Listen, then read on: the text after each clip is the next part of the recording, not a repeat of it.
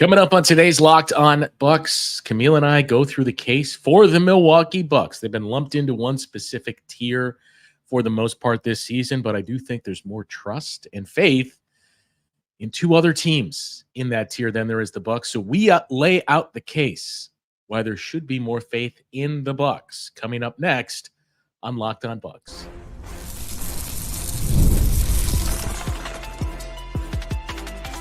You are Locked On Bucks, your daily Milwaukee Bucks podcast, part of the Locked On Podcast Network, your team every day.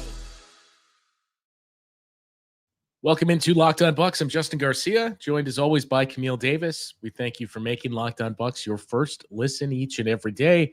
Free and available wherever you get your podcasts. You can find us on YouTube as well, all part of the Locked On Podcast Network, your team every day. Today's episode of Locked On Bucks is brought to you by FanDuel. Now through September 22nd, all FanDuel customers can bet $5 and get a 3-week free trial of NFL Sunday Ticket from YouTube and YouTube TV. Visit FanDuel.com to get started.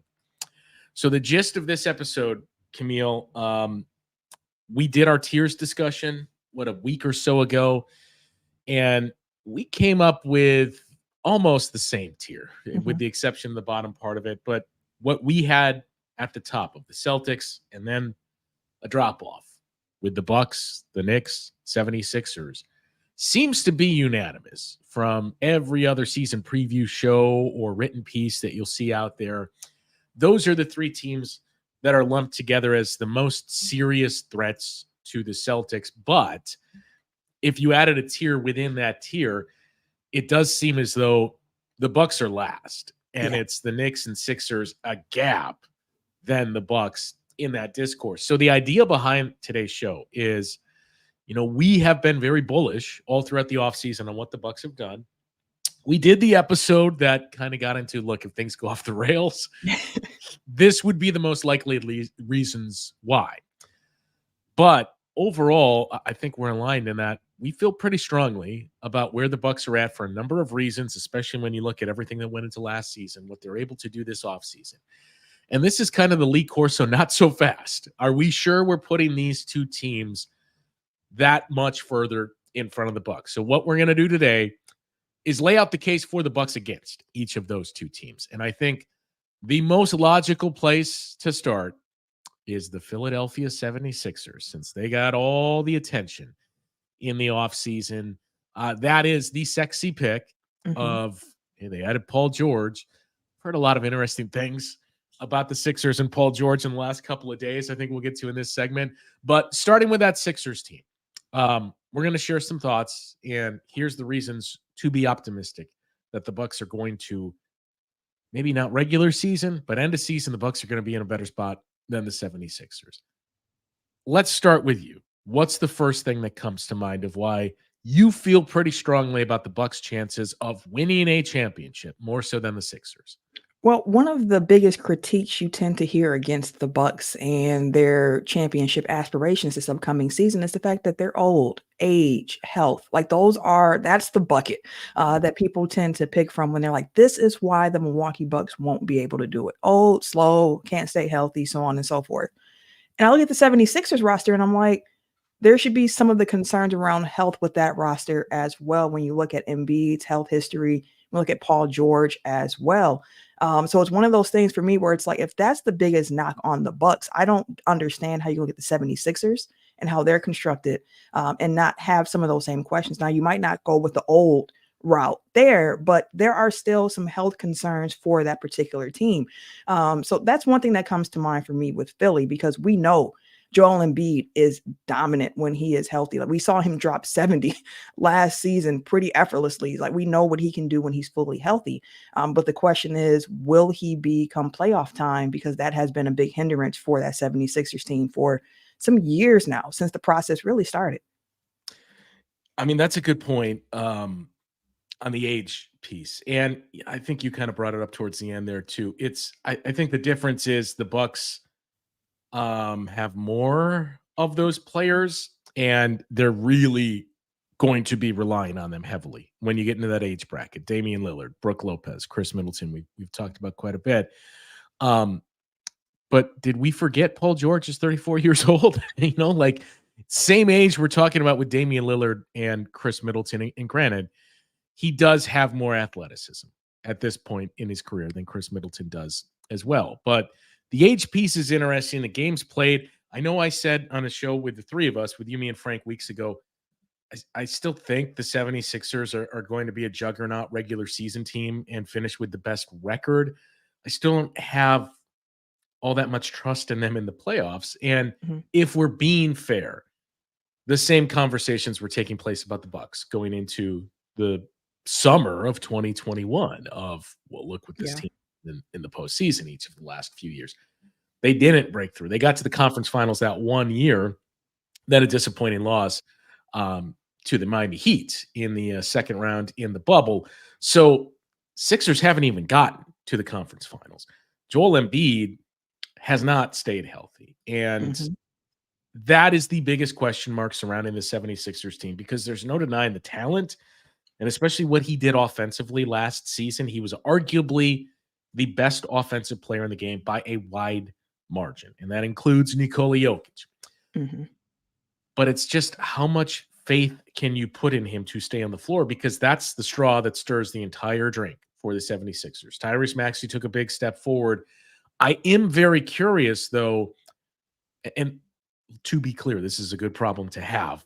I'm very curious what the split is going to be between Maxey and Paul George, because there's been this assumption that Paul George is walking into the Sixers as the number 3 option. And I don't know. I know he said some things that would kind of jive with that in the offseason. I don't know that that's Paul George's feeling as well and what he thinks he's walking into. And that can be tricky of how do you shift some of the load. So I'm going to be interested to see that as well. But I think if we just want to stick to numbers, one thing that really sticks out to me is the Sixers for the last, 6 years have been horrendous in those minutes with Joel Embiid off the floor.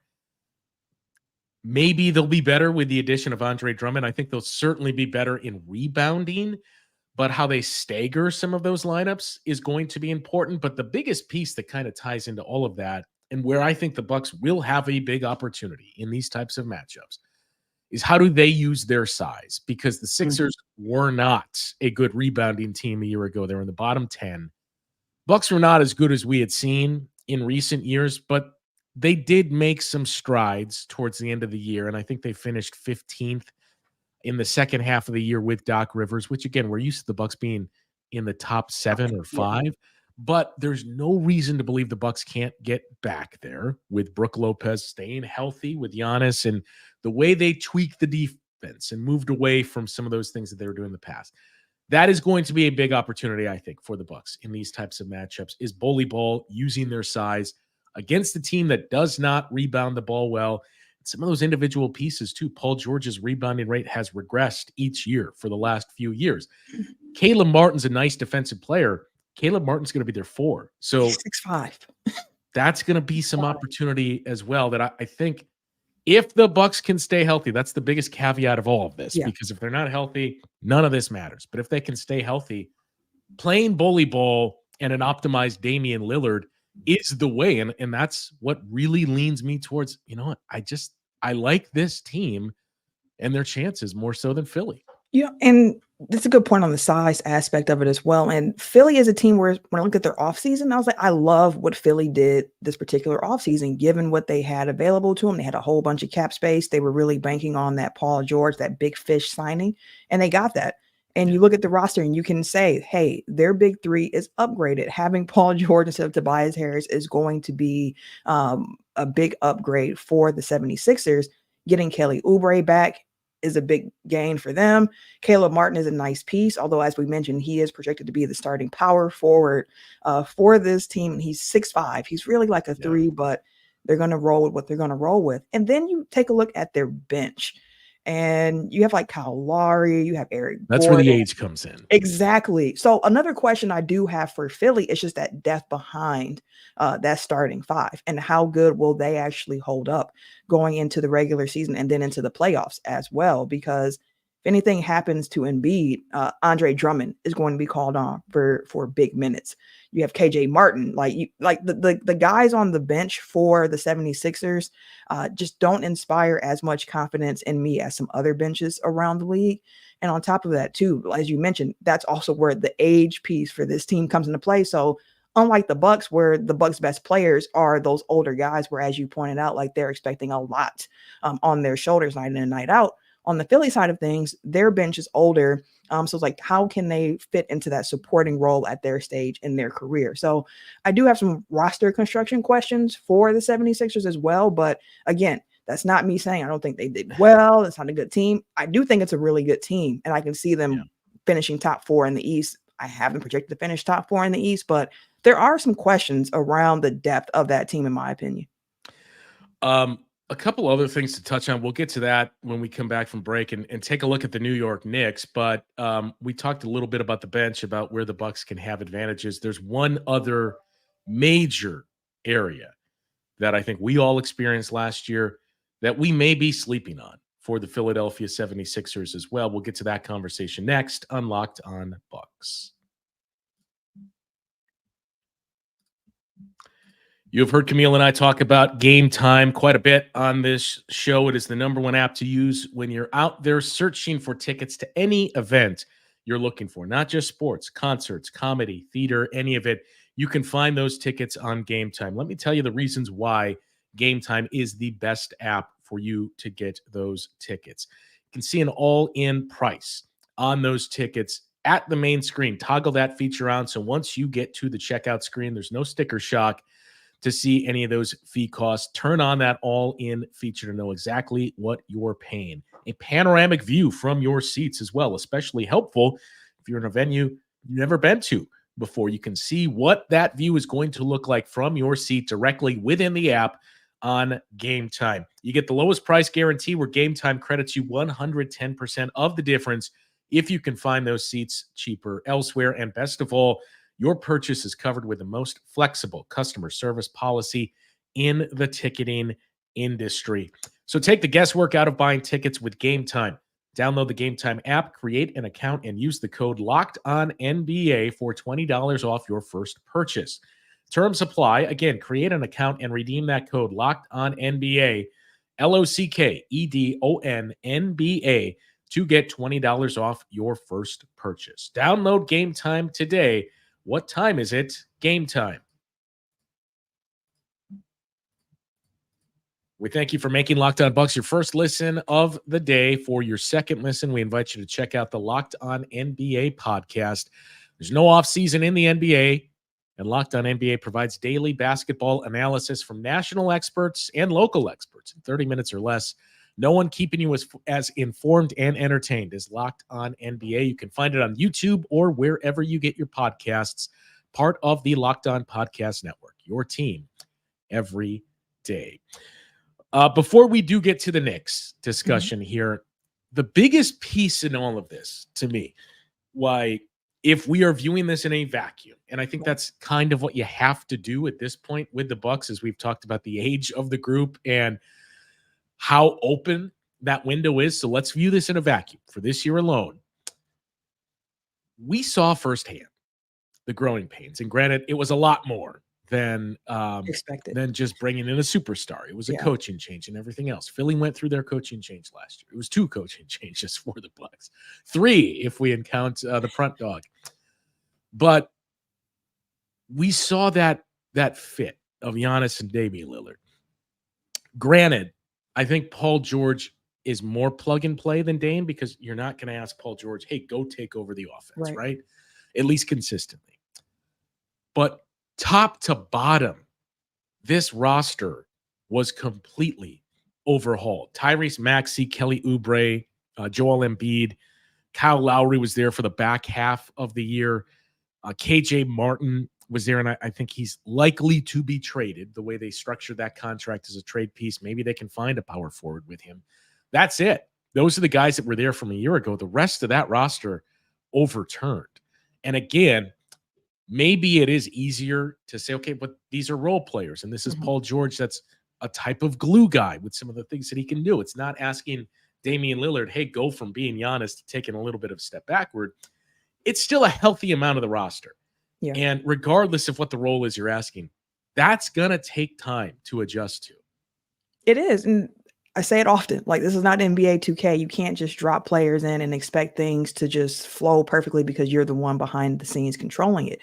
There is going to take some time for chemistry to develop, but I think it's good to point out, as you did, the fact that the pieces around them that are having to try to figure this out are the role players. So what I would expect, at least early on, is to see the heavy doses of Embiid and Maxey really leading the way. I mean, we've heard Paul George mention how he's fine with taking that backseat role. He doesn't have to be the star anymore. He's cool with being a supplementary superstar to a team. And he's like, I can do that in Philly as well. So I think that the adjustment of Paul George coming on the roster, to your point, is going to be a little bit, I don't want to say easier, but it might not have as many bumps in the road as what the Bucks experienced with Damian Lillard. But I do think that pointing out the fact that it is an overhauled roster for the most part for the 76ers is good to point out, especially given the fact that, this is Nick Nurse's second year here in Philly, implementing his system. And just seeing how all the other pieces fit into it. Now, it seems as if Nick Nurse teams get buy-in pretty quickly, but we have seen in Toronto, some guys, that it can also fizzle out pretty quickly as well. And look, the big piece, just as we said, it's health for the Bucks. It's health for the 76ers because absolutely. if Joel Embiid is injured, if Joel Embiid has another season where he plays 33 games, I don't see this team going further than the second round, and with an improved Eastern Conference, it's going to be tough to get out of the first round, as the Bucks have learned the last couple of years here. There's more thoughts, and there's certainly much larger discussion to be had here. I think we're going to get into that as we get closer to the season and do more in-depth previews of those contending teams in the Central Division. So leave your thoughts in the comments as well if we missed anything in this case or if there's something that we got wrong. And we will likely readdress on a second show here. Let's pivot to the Knicks, though, in some of the time that we have left here, as that's the other threat out there. And the Knicks are kind of the opposite in that they found something that worked last year, and they said, let's just keep this and let's add Mikal Bridges. Yeah. Now, they lost Isaiah Hartenstein. And I know you and I have talked about this quite a bit. There was a little bit of pushback in one of the shows where we talked about this. If I think you guys are really overvaluing what he brought to the team, it's going to be a big loss in terms of what he did. So the Knicks had much more continuity with this group. To me, the question for the New York Knicks is similar to the 76ers. That is health.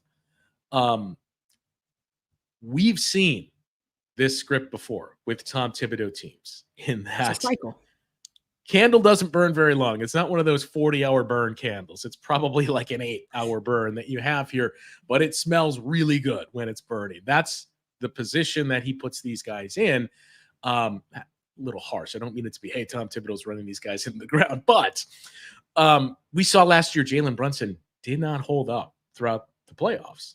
That's the most important piece. The Mikal Bridges trade is going to help them. My caution with all of this is I've seen a lot of rush to judgments of, well, they're doing what the Celtics did to an extent. I think they're checking a lot of the boxes defensively. They don't check it offensively, right? Yeah. That they've brought in some very good, capable defenders that can take on multiple positions. The Celtics have two-way guys, top to bottom. I mean, Jalen Brunson's not a defensive player. So in that comp with Drew Holiday, he's a better offensive player. He's nowhere near the defender that Drew Holiday is. Mikal Bridges, Dante DiVincenzo, Josh Hart, these are not the offensive players that you have in Jason Tatum and Jaylen Brown. So my question is still, what happens in those minutes that Jalen Brunson is not on the floor? Because we saw all of their numbers torpedo, especially offensively. They were in the 14th percentile last year in those minutes with no Jalen Brunson on the floor. So where are they going to find the extra scoring from? Miles McBride is probably their backup point guard, But I would assume you're going to see heavy doses of Brunson, Bridges, Anunoby, Hart, DiVincenzo on the floor together.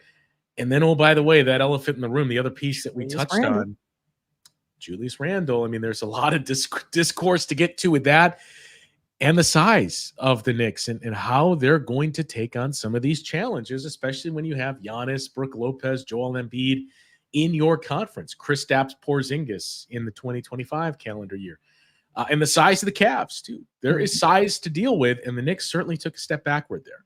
Shoot, even the size of the Magic, just another large team in the East that's going to have to be dealt with throughout the regular season. The Knicks, so when I did the crossover episode with Gavin and Locked On Knicks, and we talked about it, one of the things he pointed out was like the Knicks finally aren't like getting little broed by the Bucks anymore. And it was so interesting to hear that because I haven't thought about it in that way. I don't necessarily think about the Knicks as much as I do Philly or Boston. And that's just how it's been over the years. But as he pointed that out, I'm like, wow, the Bucks do have a lot of big highlights and things that have happened against the Knicks. But the argument that he was having for the Knicks is the depth of the team and just how that's going to come through for him. And I hear it.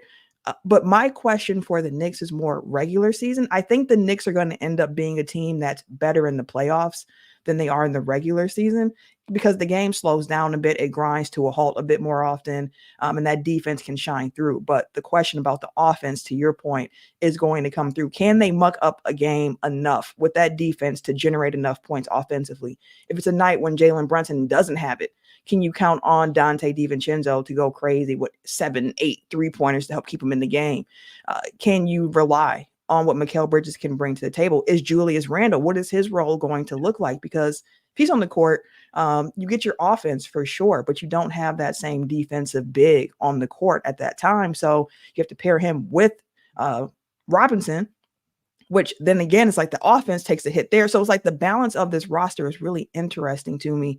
I do love the fact they went out and got all the different wings. I love the combination that they can pull out with Bridges, with OG, with Josh Hart. I love like the grit and the grind of those particular players, but I'm not sure how it's going to play out in the regular season for the squad. I think that they are going to be a team that shows up bigger in the playoffs when things slow down, but I do have some questions of how they get there, as well as the chemistry that they have going on in the locker room.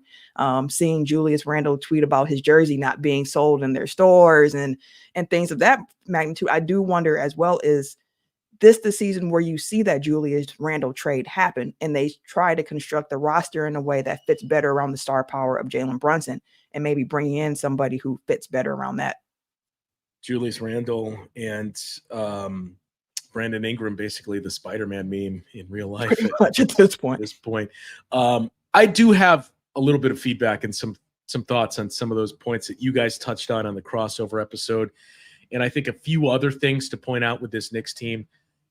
We'll get to that and not total preview of these two teams. There is some Bucks related news we think we have to check in on. So we'll get to that and some additional thoughts on the New York Knicks coming up after the break here on Locked On Bucks. Time to talk to you about our friends over at FanDuel. You've heard Camille and I mention them quite a bit. They're America's #1 sportsbook. Well, we have something a little different for you. It's now through September 22nd, just a few days left. All FanDuel customers can bet $5 and get a 3-week free trial of NFL Sunday Ticket from YouTube and YouTube TV. Then, with a YouTube TV base plan, you will be able to watch every regular season Sunday afternoon out-of-market game. All you need is a Google account and a current form of payment, and you can cancel at any time. Just visit FanDuel.com to get started. Download America's #1 sportsbook. So I guess when we talk through the depth for the Knicks, I'm not denying they are a deeper defensive team than the Bucks are, than the 76ers are as well, than most teams but the Celtics are at this point. I don't know that I truly buy into the depth, though. It is a very top-heavy roster because when we look up and down, that depth is Dante DiVincenzo and Josh Hart. Those are two very good players to have as your 6th, 7th man.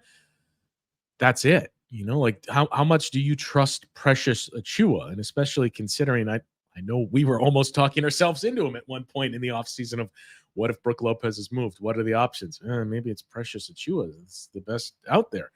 But I have questions about the front court and how much of a role Precious Achua may have to assume, or Jericho Sims even at that point.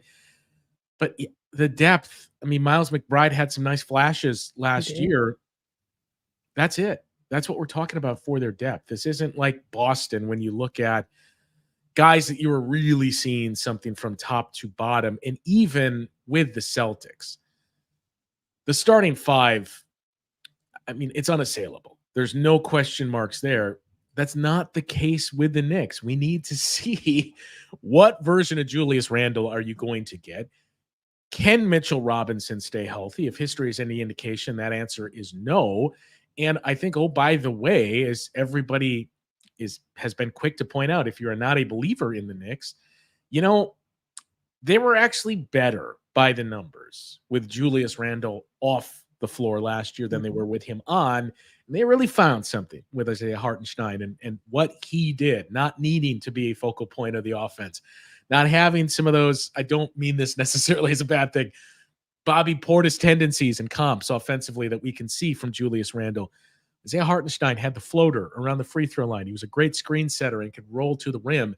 That worked with a guy like Jalen Brunson handling the ball as much as he was, and the rest of the wings that were spacing out the floor. I have more questions about the Knicks than I do the 76ers by a wide margin. The absence of Hartenstein, what you're going to be relying on from Julius Randle and everybody else in that front court that we talked about. Mitchell Robinson, probably Precious Achua, and how that stacks up against other front courts in the Eastern Conference. And again, oh, by the way,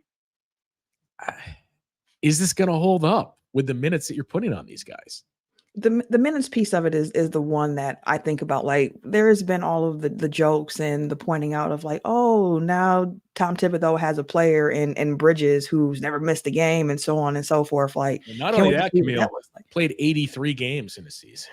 And then extra for good measure at that. But I mean, I think all of those concerns are valid. And that's the piece that I went back to was the Hartenstein, where it's like, again, I saw people saying like, you're overvaluing what he did, but he was a perfect complementary big for the way that they ran their offense and also what they were doing defensively, because at that point they didn't have Mitchell Robinson to be in there and take up some of those minutes. So they were really counting on Hartenstein, and they too had to go really, really small a lot of times throughout the playoff run that they had because of injury. And I do wonder when you're matched up, like the matchups are going to be really important for every team in the East. But if you match up the Knicks with a larger team, what does that look like for them? What if it's a New York, Orlando Magic series, which I know to some like, wow, don't want to see that because of the teams involved, but just thinking about how the grind in that series would be, because it's going to be a real big defensive series between those two particular teams. And then the question is,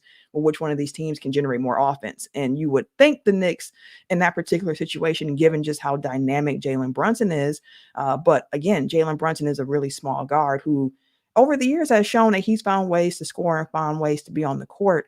As he continues to age, what will that look like for him in his offensive game as well? So I definitely get your questions around the Knicks, and especially in the regular season. I think for the playoffs, matchups are going to be of the utmost importance for them. Health, of course, as well, how they get there. I mean, what that roster looks like by the time they do get to that point, because I would not be surprised if Julius Randle is not on this team after the trade deadline.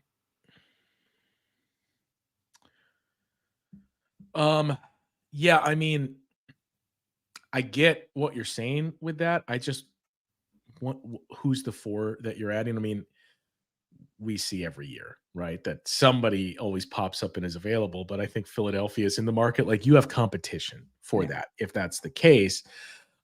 Just a couple quick things to throw out there to kind of, I don't even want to say back up what we were talking through, but just file this away and keep this in mind. Last year with Hartenstein on the floor, the Knicks had a 122.3 offensive rating, 111.8 defensive rating. I mean, they were good start to finish defensively, but they're very good with Hartenstein on the floor. Net rating of 10.4. With him off the floor, and that offensive rating, net rating, defensive rating were all in the 90th percentile.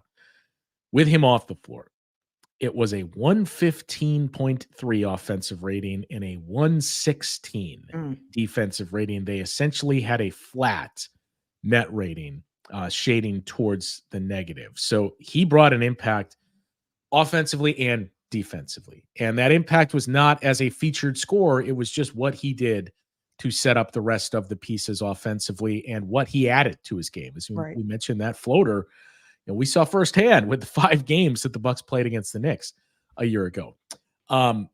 Julius Randle. So it's not the best comp because he's a 4 and Hartenstein was playing the 5.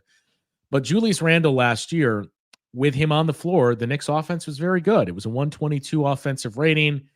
Defense, they had enough pieces to make up for it. A 115, and again, Bucks would kill for a 115 defensive rating a year ago. Your net rating was just under 7. So pretty good offensively. Yeah, better than around the top 10 in terms of your net rating overall. Defensively, a little bit league average-ish. With Randle off the floor, their defense was a 112.8, which is pretty good. Yeah. Offense, took a step backward. It was a 116.3 net rating, 3.5. So it was still in the positive, not quite as good as with him on the floor. I think the point to all of this is Isaiah Hartenstein did more of the little things for this team. Julius Randle's certainly a better offensive player, and we just questioned, I don't know about the offense with these two-way guys that we're talking about with the Knicks. So it's a big piece to miss. But I just think Hartenstein checked a whole lot of boxes. I think he's going to have a massive impact in Oklahoma City with the Thunder as well, because they're a team that's kind of set up similar to how the Knicks are built, with more gifted offensive players, save for Jalen Brunson.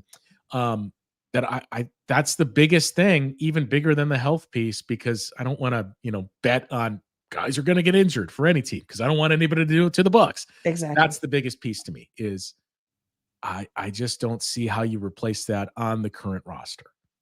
No, I think that's all really valid. And again, that's part of the biggest question that I had when thinking about what do the Knicks look like this upcoming season, because to the point that you brought up with the actual numbers of what it looked like when Hartenstein was on and off the floor for this Knicks team, he did little things. He did a lot of the things that helped continue.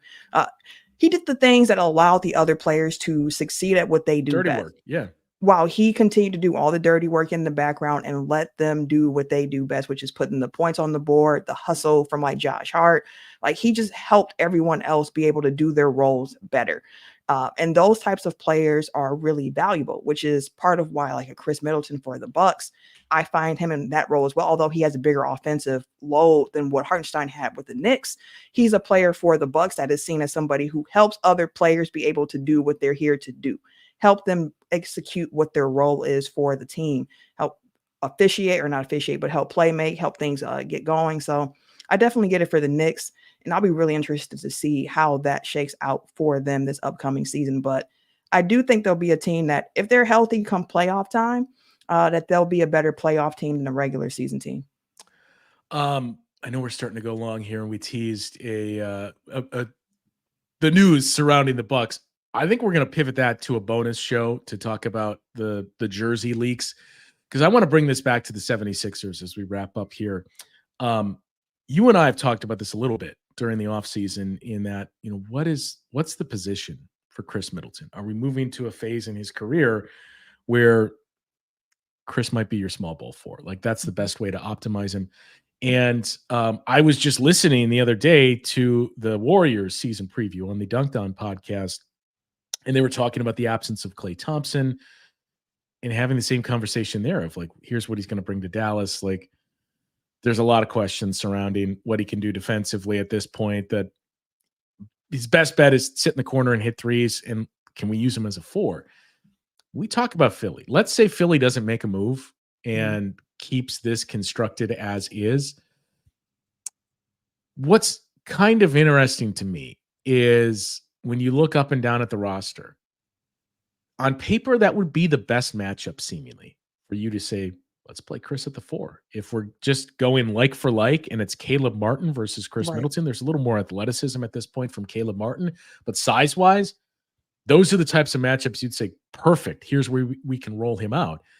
The only caveat is, yeah, but then that means Giannis is off the floor because you don't want Giannis as your 5 on Joel Embiid. You can have it in doses, Right. but you have Brook Lopez for a reason. So that, and with the Knicks too, when you get to some of these matchups, depending on what happens and health of guys, that is another interesting one to me of, is this a matchup that makes sense for Chris to play the 4 against? It's one of those things where we talked a lot this offseason about the Bucks needing to have a bit more of a versatile defense. That's the reports that we heard the Bucks were looking for themselves. They want to be a bit more versatile defensively. And that was part of why, for example, Precious Achiuwa was somebody who was like, oh, well, he could be a good spot on the roster, not necessarily in place of Brook Lopez, but just as a change of pace big to throw out there in different situations. But to your point about the size of some other teams in the East, and when you could see Chris Middleton at that 4 position, I think it's really interesting. And I do think if that's line that goes thrown out, that the versatility that the Bucks can deploy if you do use Giannis in that 5 role every so often could be really interesting to see. Although I did see the Pat Bev podcast go through the list of the best power forwards in the league, and Pat did not put Giannis on the list. And then he said, but Giannis isn't a 4. He's everything. And Giannis in the comments said, I am everything. So, if that's how Giannis feels, then we might see a little bit more of Giannis at the 5. If he can be everything, and he's a basketball player, certain situations could call for the Bucks using him at that 5 position a little bit more than what we've seen in the years past. Yeah, going to be one of the more interesting things to monitor throughout the season. Some of the comments we see coming in, a lot of differing views on if the Bucks are in a better spot or the 76ers, people questioning the depth of the Sixers. Do the Bucks have better depth? The Bucks have younger depth at this point. That's the crazy part, is the Sixers bench, as we addressed, is where the age is coming from for the most part. And that's the opposite story for the Bucks. So leave your thoughts in the comments, and we'll address, again, we plan on doing more in-depth views of individual teams. So some of what we touched on and some of what we didn't get to, we will get to in those views. But leave your thoughts in the comments, and we will address those after this show. That will do it for today. I mentioned, I think we're going to do a bonus show as well to touch on the leak from yesterday. So be on the lookout for that. And then one more full show coming your way tomorrow. For Camille, I'm Justin. We will talk to you once again tomorrow on Locked On Bucks.